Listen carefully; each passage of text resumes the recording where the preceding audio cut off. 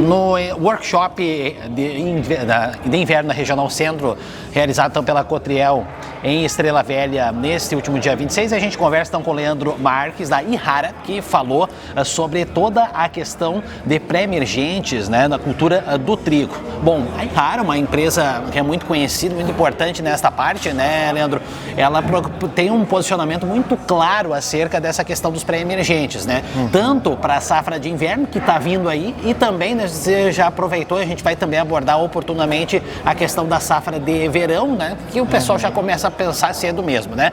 Na questão da cultura de inverno, né, o que você procurou passar aí sobre a questão dos pré-emergentes, né, porque eu vou repetir o que eu falei com os outros integrantes aqui também, né, o planejamento é fundamental, o produtor tem que começar a pensar na safra de inverno que tem deixado uma boa rentabilidade para o produtor. Obrigado por ter aceito o nosso convite, né. Então, o manejo de plantas daninhas no trigo, o azevém acaba sendo um dos principais focos, né, pela dificuldade, a gente vinha tendo dificuldade pela falta de opções, e a Yara inovou, né, trazendo uma tecnologia nova para o Brasil aí para facilitar a vida do produtor aí no manejo, especialmente do azevém, mas também de outros alvos, né. Então, nós inovamos de duas formas, pela tecnologia nova, mas também a modalidade de aplicação. O uso de pré-emergentes no trigo era algo que não se praticava pela falta de ferramentas também, e hoje se torna uma estratégia fundamental. Então, aquele produtor que está pensando em plantar trigo e que tem problema de azevém nas suas áreas, eu diria assim, pense no uso assertivo de um bom pré-emergentes. Isso vai trazer uma tranquilidade muito grande para administrar a lavoura, né? Então, o pré-emergente aí permite que o trigo emerja no limpo, isso já vai garantir ganhos de produtividade e vai trazer benefícios para o sistema, ou seja, é uma área que eu manejo esse ano, o ano que vem eu vou ter menos banco de sementes, vai ter menos infestação, e ao longo do tempo esse manejo do sistema vai tornando mais fácil de controlar plantas daninhas e eu vou gastando menos ao longo do tempo, né? A questão do residual, como é que fica nessa questão daí dentro? Sim, o residual de controle, né, do Yamato, né, então a tecnologia que a gente trouxe para o mercado é a tecnologia Yamato, né, é uma molécula nova, bastante utilizada em outros países, que traz uma potência de controle muito boa em cima do azevém, uma residualidade muito bom, o que é muito importante, né, a residualidade, porque eu estou controlando uma planta que tem diferentes fluxos de emergência. Então eu preciso que o meu produto fique no solo trabalhando para mim por um período, né, travando novos fluxos. Então a gente entrega um residual superior a 30 dias, é o maior residual do mercado, tá?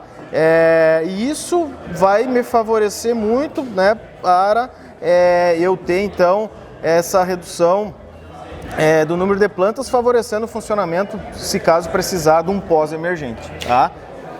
É importante, né, Leandro, que também nós temos invasoras que são problemas muito recorrentes da região. Os técnicos estavam te abordando aqui, principalmente o capim-rabo de burro, né, o amargoso, a buva, né, como lidar com essas invasoras que ainda, né, elas são mitigadas, são amenizadas, né, mas elas não conseguem ser eliminadas, mas elas podem ser eliminadas, né, com a limpeza manual, né, que dá bem mais trabalho, mas os produtos eles vêm aí também para ajudar nesse processo. O que você tem a dizer sobre isso? Com certeza, né? A tecnologia Yamato, ela tem uma força nas gramíneas, né? Então, além do azevém, nós vamos entregar um controle aí de alvos como pé de galinha, amargoso, e o pessoal aqui destacou a questão do rabo de burro, né?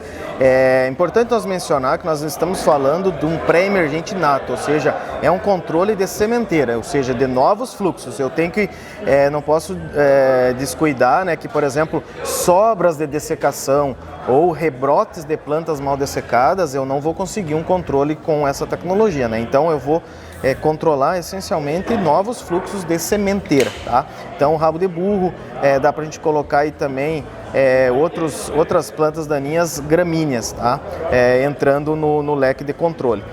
A buva, né, a gente tem uma supressão, ou seja, a gente tem visto assim, áreas de produtores, controles variando de 40% até 60%, 70%. Então varia um pouco, né, não vai chegar a ser um controle, mas é uma supressão. Eu tenho menos buva, né, emergida, eu entrego uma condição mais fácil de secar lá, pensando lá na frente na soja, né? Então isso é benefício também.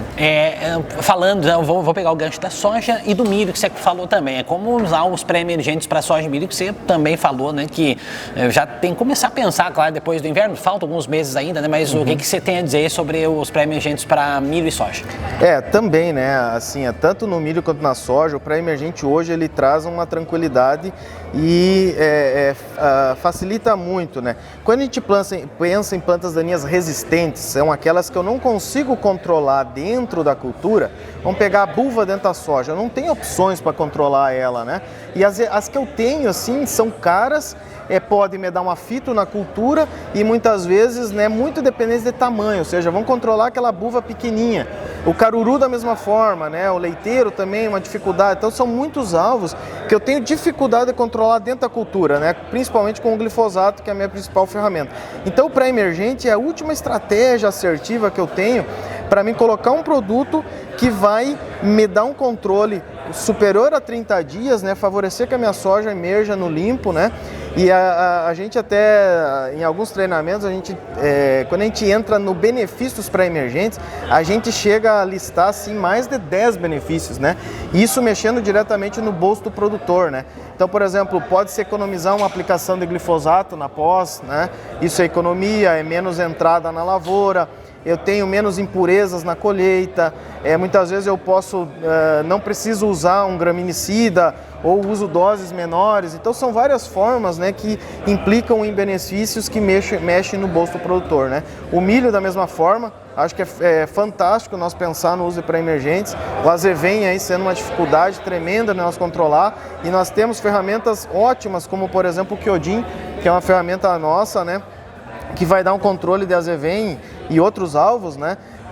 Dando essa tranquilidade para manejar dentro da cultura, né? Então acho que é só procurar assistência técnica da Cotriel e também, né, chamar vocês aí para vocês dar aquela orientação lá na propriedade, de acordo com a realidade do produtor, isso que faz toda a diferença, né, Leandro? Exato, e assim, ó, a gente vê ainda o produtor às vezes, né, um pouco reticente, resistente ao uso dessas ferramentas, e um ponto que a gente levanta às vezes é o medo de fitoxicidade, né? Eu acho assim, ó, nós precisamos superar isso, né? As ferramentas estão aí e existe um certo risco, existe, mas é totalmente administrável.